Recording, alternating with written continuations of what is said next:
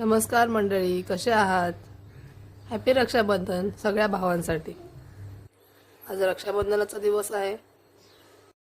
खूप स्पेशल आहे आमच्यासाठी आणि भावांसाठी देखील. मॉर्निंग घेतली होती 7 ते 4. ऑफिस अटेंड केलं. ऑफिसला सुद्धा गेली होती. लवकर निघाली 4 वाजता. संध्याकाळी निघताना खूप ऊन होतं. हे पण आले होते, मग आम्ही गाडीने जाणार होतो नायगावला. तोंडाला स्कार्फ बांधून घेतलं आणि धूळ पण खूप उडत होती. त्यामुळे आम्ही निघालो आणि ट्रॅफिक तर बापरे बघायलाच नको. 4 वाजता आम्ही निघालो होतो. घरी 7:30ला पोचलो.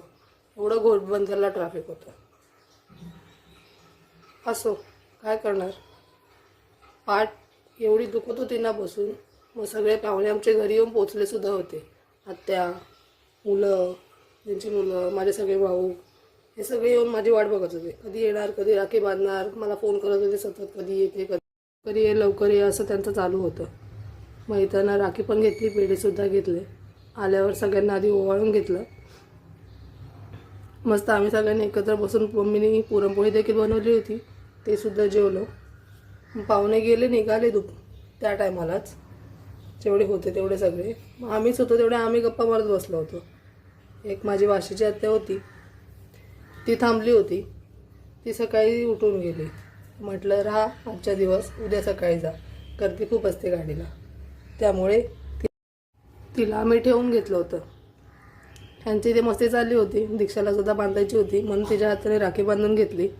तिला ओवाळायला देखील लावलं होतं. आणि सगळे तिचे पाया पडत होते तेव्हा ती त्यांना मस्त आशीर्वाद देत होती. सगळी मस्ती चालू होती या लोकांची.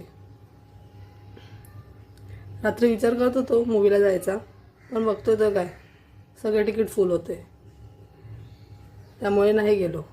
मग जेवलो. मग हे इथे बसले होते सगळेच.